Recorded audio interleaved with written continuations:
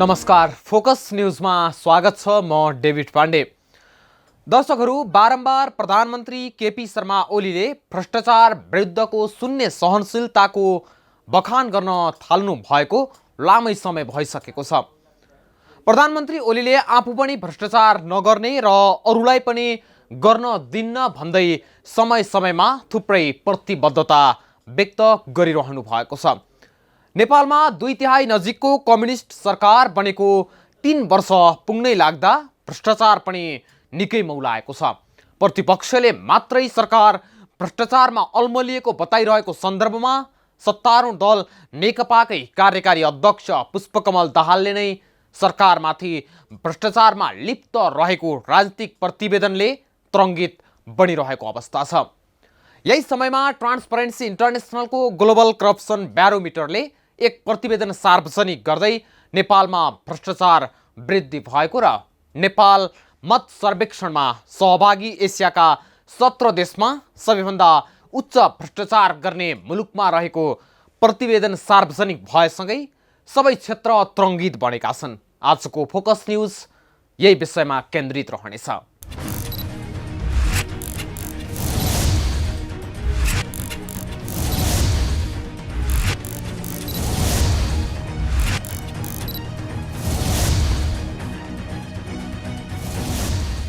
दर्शकवृन्द, transparency इन्टरनेसनलले जारी गरेको global corruption barometer एसियाको प्रतिवेदन नेपालका लागि चिन्ताजनक देखिएको छ। प्रतिवेदन अनुसार 58% नेपालीले पछिल्लो वर्ष देशमा भ्रष्टाचार बढेको बताएका छन्। सार्वजनिक गरेको प्रतिवेदन अनुसार नेपालको भ्रष्टाचार नियन्त्रण बाहिर गएको छ। भ्रष्टाचार बढ्नुमा प्रधानमन्त्री र राष्ट्रपति कार्यालय, मन्त्रीहरू, सांसद र सरकारी कर्मचारी मुख्य कारक मानिएका छन्। अझ नेपालका प्रधानमन्त्री केपी शर्मा ओली भ्रष्टाचारका आरोपी सहकर्मीको प्रतिरक्षामा आफै उत्रन्छन् भनी प्रतिवेदन सार्वजनिक भएसँगै सरकारमाथि नै भ्रष्टाचारीको आरोप लागेको छ। तर राष्ट्रपति, प्रधानमन्त्री लगायतका शीर्ष नेताहरूले गत वर्षको अख्तियार दुरुपयोग अनुसन्धान आयोगको वार्षिक उत्सवमा गर्नुभएका प्रतिबद्धताहरू यो प्रतिवेदन आएसँगै हावादारी बन्न पुगेका छन्। हेरौँ यो रिपोर्ट।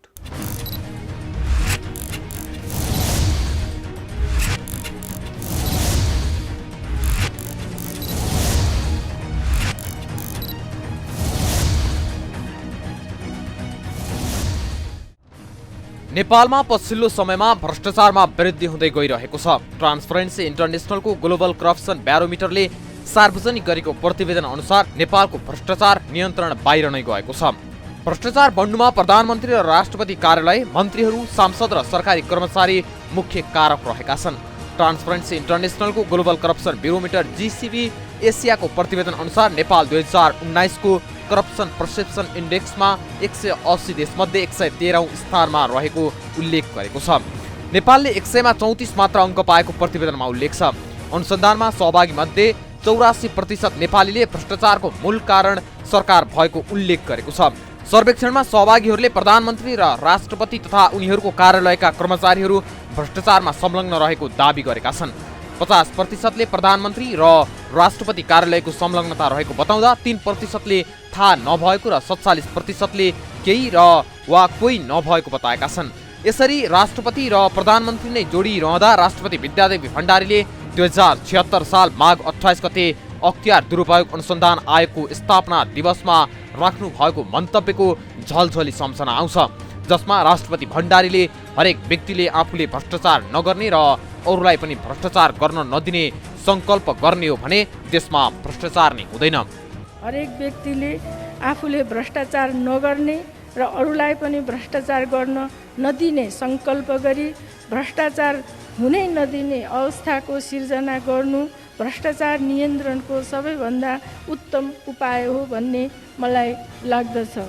राज्यबाट प्रदान गरिने सेवा, सुविधा र अवसरहरू जनताले सरल र सहज रूपमा प्राप्त गर्न तथा सरकारी एवं सार्वजनिक सम्पत्तिको संरक्षण र सदुपयोग गर्नमा आयोगको भूमिका अझ सशक्त हुनेछ भन्ने मैले अपेक्षा गरेको छु।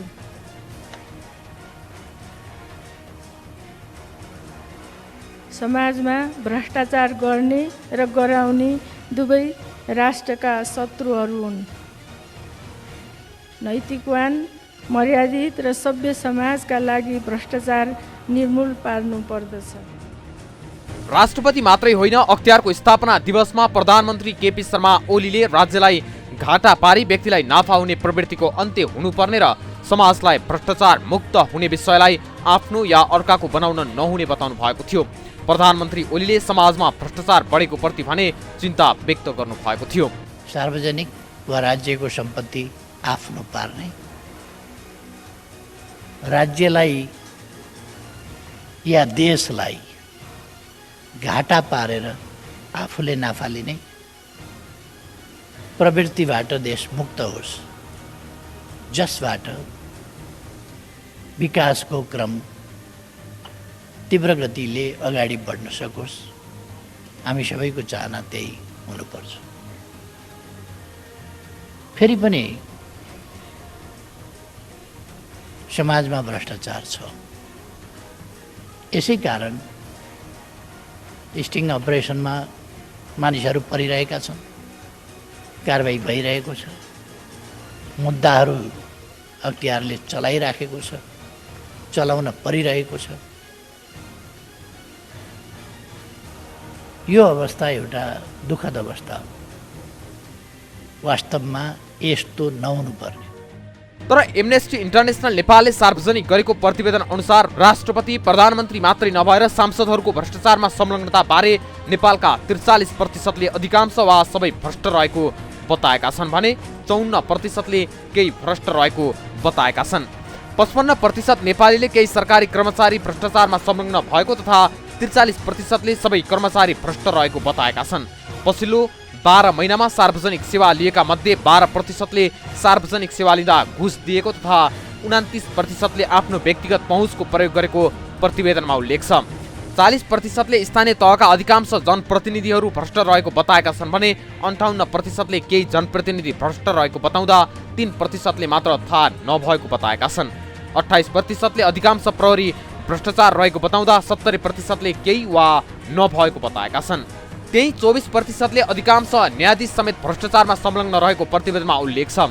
पछिल्लो 12 महिनामा 16 देशमा औसतमा 38%ले भ्रष्टाचार बढेको बताउँदा 32%ले घटेको बताएका छन् भने 28%ले उस्तै रहेको उल्लेख गरेका छन्। कन्ट्री अनफोकस नेपाल भन्दै नेपालमा 58%ले भ्रष्टाचार बढेको र सरकारी काम कारबाहीमा राजनीतिज्ञ तथा कर्मचारीको संलग्नतालाई कारक देखाएको छ। प्राय सबै भ्रष्ट छन् भन्ने धारणा चाहिँ 50%ले राखेका छन्। अनि त्यसपछि चाहिँ 43%ले सांसदहरू चाहिँ प्राय सबै भ्रष्ट छन् भनेर चाहिँ आफ्नो मत राखेका छन् र ब्युरोक्र्याट्सहरू पनि 43%ले नै उनीहरू पनि चाहिँ प्राय भ्रष्ट छन् भनेर चाहिँ दिएछ। अनि त्यसपछि स्थानीय पदाधिकारीहरू, स्थानीय सरकारका पदाधिकारीहरू उनीहरू पनि भ्रष्ट छन् भनेर 40%ले आफ्नो मत जाहेर गरेका छन् र त्यस्तै किसिमले 28%ले प्रहरी प्राय सबै भ्रष्ट छन् भन्ने र 24%ले अदालतका न्यायाधीशहरू पनि चाहिँ भ्रष्ट छन् प्राय भन्ने खालको चाहिँ उनीहरूले आफ्ना चाहिँ अभिव्यक्ति दिएका छन्। त्यसो हुँदाखेरि हाम्रो चाहिँ मूलतः के भने भ्रष्टाचार नियन्त्रण गर्नको लागि सबैभन्दा सक्रिय हुनुपर्ने संस्था भनेको चाहिँ प्रधानमन्त्री नै हो, त्यही संस्था हो, अर्थात् सरकार प्रमुख हो।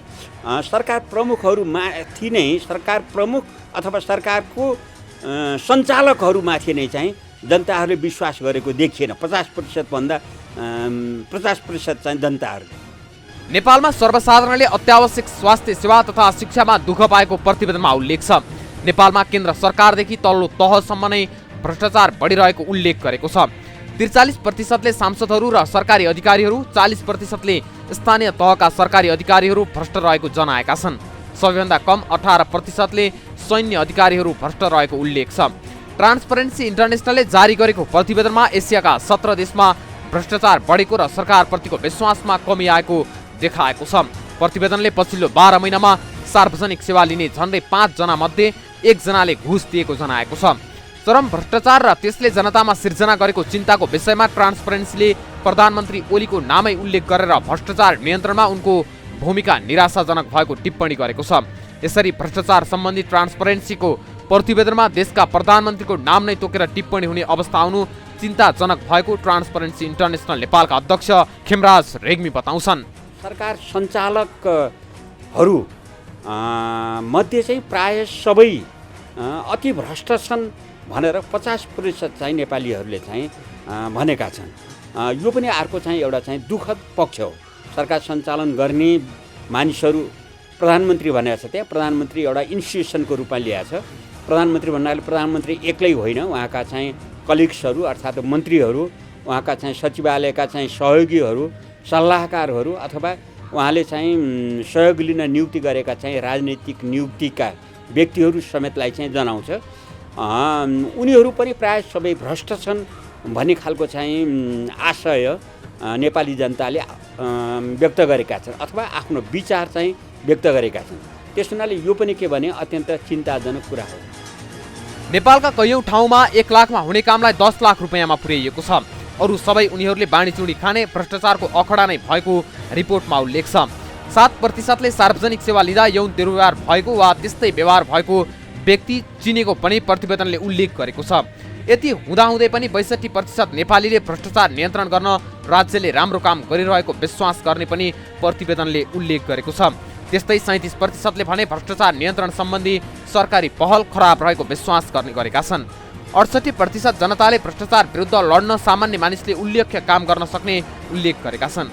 मत सर्वेक्षणमा दक्षिण एसियाका बङ्गलादेश, भारत, मालदिभ्स, श्रीलङ्का र नेपाल समावेश छन्।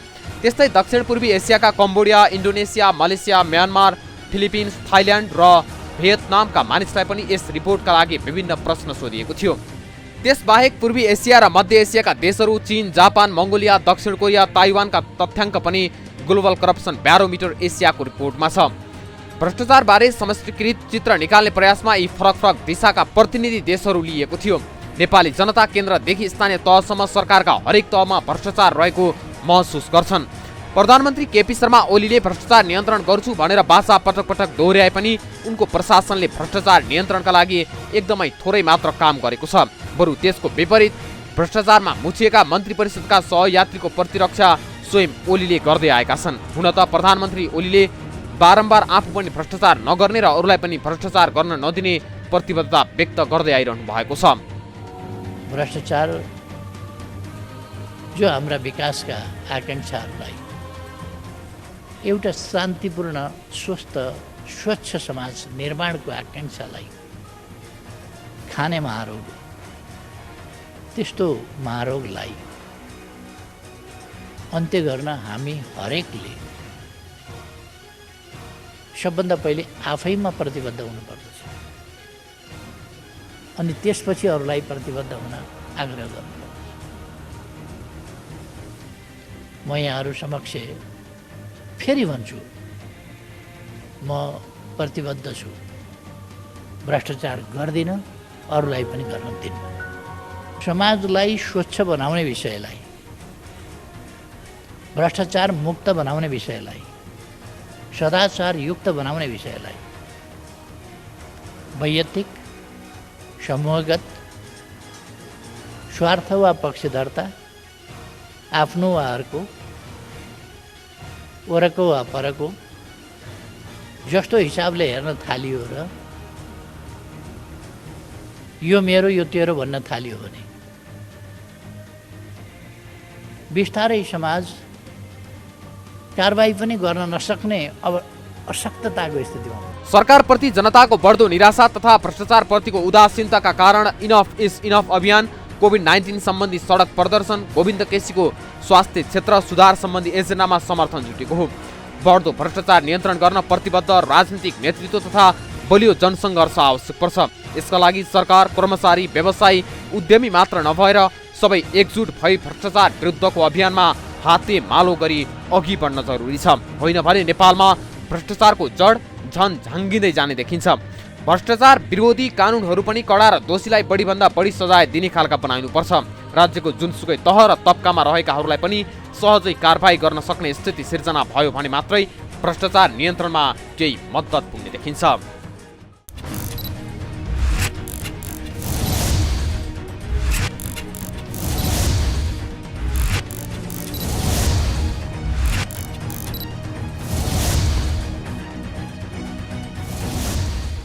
ट्रान्सपरेन्सी इन्टरनेसनलको ग्लोबल करप्सन ब्यारोमिटरले सार्वजनिक गरेको प्रतिवेदन अनुसार सर्वेक्षणमा सहभागीहरूले प्रधानमन्त्री र राष्ट्रपति तथा उनीहरूको कार्यालयका कर्मचारीहरू भ्रष्टाचारमा संलग्न रहेको दाबी गरेका छन्। 50%ले प्रधानमन्त्री र राष्ट्रपति कार्यालयको संलग्नता रहेको बताउँदा 3%ले थाहा नभएको र 47%ले केही र वा कोही नभएको बताएका छन्। यो प्रतिवेदनलाई सत्तापक्ष, प्रमुख प्रतिपक्ष दलहरूले कसरी लिएका छन् त? यो प्रसङ्ग सहित उपस्थित हुनेछौँ एकैछिनको विश्रामपछि।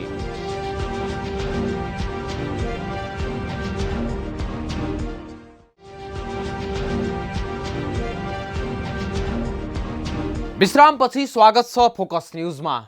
ट्रान्सपरेन्सी इन्टरनेसनलको ग्लोबल करप्सन ब्यारोमिटर एसियाको प्रतिवेदन अनुसार नेपाल 2019 को करप्सन पर्सेप्सन इन्डेक्समा 180 देशमध्ये 113औं स्थानमा रहेको उल्लेख गरेको छ।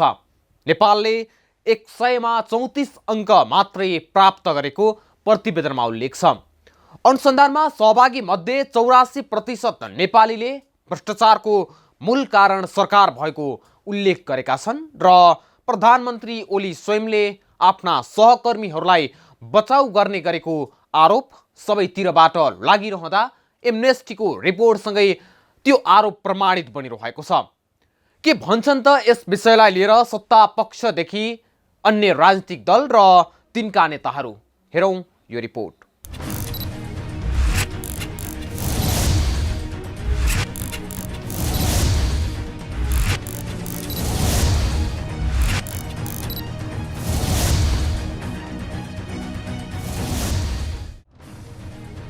सरकारले लगातार सुशासनको पक्षमा काम गरेको दाबी गरे पनि विपक्षीले मात्रै होइन सत्तारूढ दलकै नेताले पनि ट्रान्सपरेन्सी इन्टरनेसनलको प्रतिवेदनले सत्यता उजागर गरेको बताएका छन्।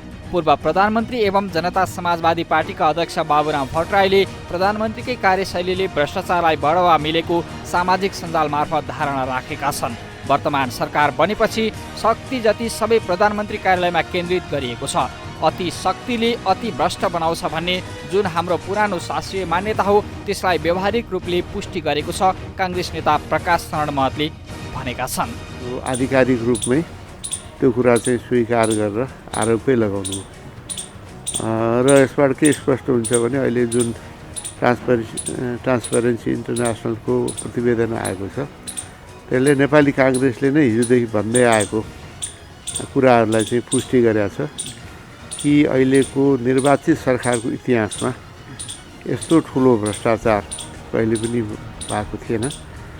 कहीँ कतै कसैले व्यक्तिगत रूपमा दुरुपयोग भयो भने त्यो कानुनी दायरामा पनि आउँथ्यो पहिला।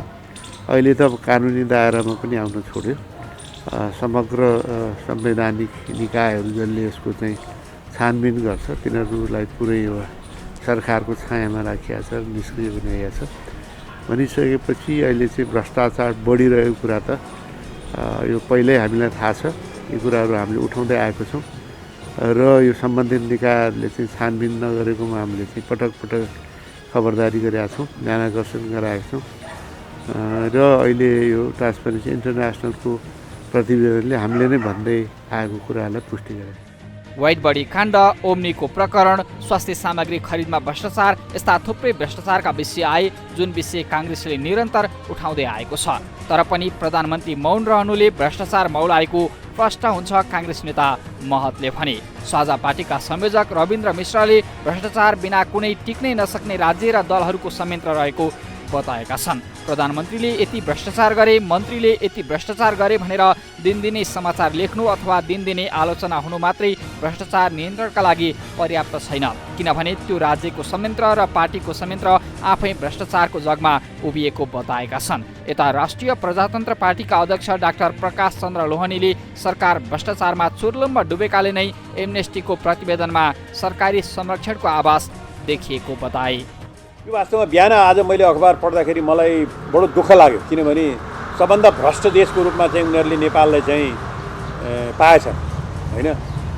हामीले त भाषणमा भनिराखेकै हो, 2 वर्षदेखि राष्ट्रिय प्रजातन्त्र पार्टी हामीले निरन्तर भनिराखेका छौँ कि देशमा भ्रष्टाचार बढेर गयो, यो भ्रष्टाचारलाई संरक्षण राज्यले गरिराखेको छ, सरकारले गरिराखेको छ भनेर भन्दाखेरि बारम्बार हामीले के सुनिराखेका थियौँ भनेदेखि चाहिँ यो नेपालको हाम्रो सरकारले गरेको उन्नति देख्न नसकेर केही तत्त्वहरू तपाईँको चाहिँ हामीसित अफवाह फैलाइराखेका छन् भनेर जुन बारम्बार आइराखेको थियो नि, अब आज त्योभन्दा पनि अगाडि गएर ट्रान्सपरेन्सी इन्टरनेसनलको रिपोर्टले कि नेपाल भ्रष्ट मात्र होइन, नेपालको सत्तामा बस्ने प्रधानमन्त्रीसम्मलाई भ्रष्टाचारको जुन आरोप लागेको छ त्यो सुन्दाखेरि त्यो चाहिँ बडो दुःखको कुरा हो।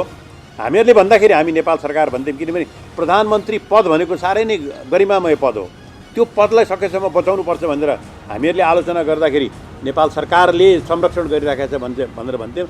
तर उनीहरूले त के भने प्रधानमन्त्री पदले नै प्रधानमन्त्रीको संरक्षणमा यो मौले राखेको छ भनेर जुन आयो नि, त्यसले चाहिँ बडो दुःखको कुरा हो। र यो अब यसलाई चाहिँ तपाईँको नकारात्मक रूपमा नलिएर त्यस्तो रहेछ भनेदेखि चाहिँ कसरी हामी सुधार्ने भन्नेपट्टि जानु पर्यो है। नेकपामा सचिवालयका बहुमत सदस्यको तर्फबाट अध्यक्ष पुष्पकमल दाहाल प्रचण्डले 28 कार्तिकमा पेश गरेको राजनीतिक प्रस्तावमा पनि सरकारले भ्रष्टाचारलाई बढावा दिएको गम्भीर आरोप छ। नेपाल कम्युनिस्ट पार्टीको बहुमत प्राप्त सरकारबाट जनताले सुशासनको आशा गरेका थिए, तर यस अवधिमा भ्रष्टाचारका अनेकौं प्रकरण भए। यस्ता प्रकरणहरूमा अख्तियार प्राप्त निकायले छानबिन गरी सम्बन्धित व्यक्ति निर्दोष वा दोषी भए नभएको निर्कुल गर्नुपर्नेमा आरोपित व्यक्तिहरू निर्दोष रहेको घोषणा प्रधानमन्त्री स्वयंले गर्नुभएको छ। आरोपितमाथि छानबिन समेत नहुने स्थिति सिर्जना गरिएको छ। यसबाट जनतामा पार्टी र सरकारप्रति नकारात्मक धारणा सिर्जना भएको छ। प्रधानमन्त्री भ्रष्टाचार म गर्दिन, भ्रष्टाचार म खप्दिन भन्नुभएको। अब त्यसो भएको हुनाले उहाँलाई चाहिँ नदी भ्रष्टाचारहरूले याद गराउने अप्रत्यक्ष रूपमा भने जस्तो गर्ने प्रतिवेदन आएको कुनै पनि नेपालीलाई मनपर्ने कुरा भएन। प्रधानमन्त्रीले मन पराएका मान्छेले भ्रष्टाचार गरे भने, प्रधानमन्त्रीले पत्याएका मान्छेहरूले भ्रष्टाचार गरे भने, प्रधानमन्त्रीले नजिक राखेका मान्छेले भ्रष्टाचार गरे भने भ्रष्टाचार गर्ने भनेको कुरा मिलेन भन्ने अर्थ लाग्छ। यसकारणले प्रधानमन्त्रीले यो बडो गम्भीरतापूर्वक लिनुपर्ने हो। मधेस केन्द्रित जनता समाजवादी दल जसपाका नेता लक्ष्मणलाल कर्णले सरकार भ्रष्टाचारमा लिप्त भएकाले नै प्रतिवेदन आएको बताउँदै सरकार र प्रधानमन्त्रीकै नाम जोडिनु निकै गम्भीर विषय भएको बताएका छन्। त्यो प्रधानमन्त्रीले पटक पटक गएर भ्रष्टाचारको कुरा उठ्दाखेरि उहाँले म भ्रष्टाचार गर्दिनँ र कसैलाई गर्न पनि दिन्न, फेरि भइराखेको छ भ्रष्टाचार, यो कुन नौलो कुरा हो।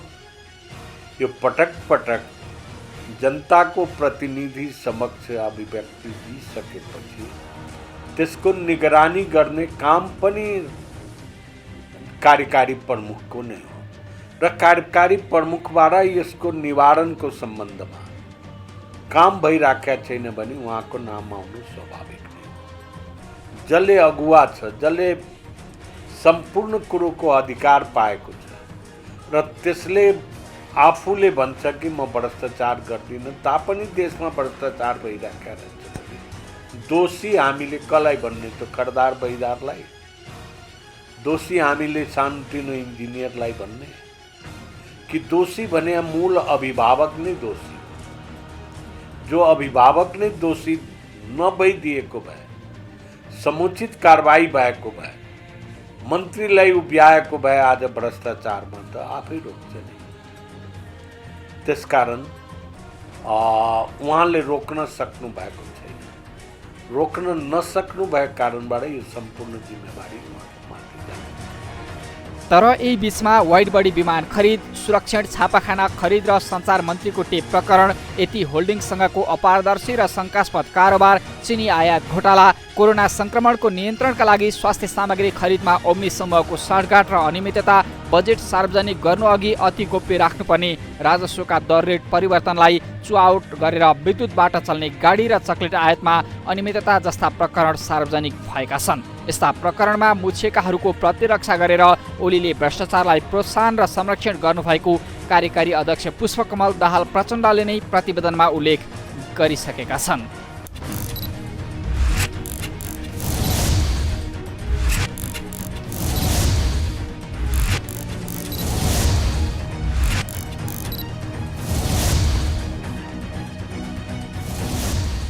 दर्शकहरू, मुलुक सङ्घीय संरचनामा गइसकेपछि जनताले सुशासनको प्रत्याभूति गर्न पाउनेछन् भन्ने आशा सबैले गरेका थिए। तर सुशासनका नाममा बढ्दो भ्रष्टाचार, अनियमितता, घुसखोरी, अवैध धन्दाको शिकार बन्नु पर्यो आम नेपालीले। केन्द्रदेखि स्थानीय तहसम्म सबै भ्रष्टाचारमा लिप्त बन्दा जनताले शास्ति खेपिरहनु परेको छ। काण्डै काण्डमा मुछिएको सरकारले जति समृद्धिका कुरा गरे पनि ट्रान्सपरेन्सीको प्रतिवेदनले भ्रष्टाचारको दलदलमा सरकार फसिरहेको स्पष्ट हुन्छ।